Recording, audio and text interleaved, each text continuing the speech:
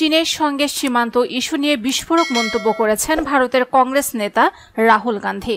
তিনি অভিযোগ করে বলেছেন, প্রধানমন্ত্রী নরেন্দ্র মোদী চীনকে ভালোভাবে সামলাতে পারছেন না। এই সুযোগে লাদাখে দিল্লির সমপরিমাণ ভূমি দখলে নিয়েছে চীন। মঙ্গলবার যুক্তরাষ্ট্রের ওয়াশিংটন ডিসির ন্যাশনাল প্রেস ক্লাবে দেওয়া বক্তব্যে রাহুল গান্ধী এসব কথা বলেন। তিনি বলেন, আপনি যদি চীনকে ভালোভাবে মোকাবেলা করার কথা বলেন এবং সে সঙ্গে আমাদের ভূখণ্ডের 4000 বর্গ কিলোমিটারে চীনা সেনা থাকে, তাহলে হয়তো আমরা চীনা সেনাদের দখলে নিয়েছি। তারা লাদাখে দিল্লির আয়তনের সমপরিমাণ ভূমিতে অবস্থান করছে।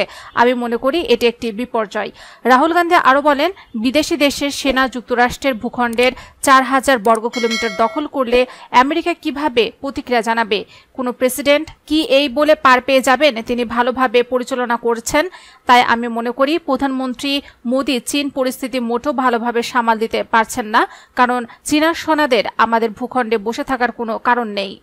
গত বছরে একই রকম অভিযোগ করেছিলেন রাহুল। তখন কংগ্রেস নেতা অভিযোগ করেন, প্রধানমন্ত্রী মোদীকে লাদাখে ভারত চীন সীমান্ত পরিস্থিতি নিয়ে বিরোধীদের কাছে মিথ্যা বলছেন, কারণ প্রকৃত সত্য হচ্ছে চীন ভারতের ভূখণ্ডে কেড়ে নিয়েছে। ভারতের সঙ্গে উত্তপ্ত হয়ে আছে চীনের সীমান্ত রাজনীতি।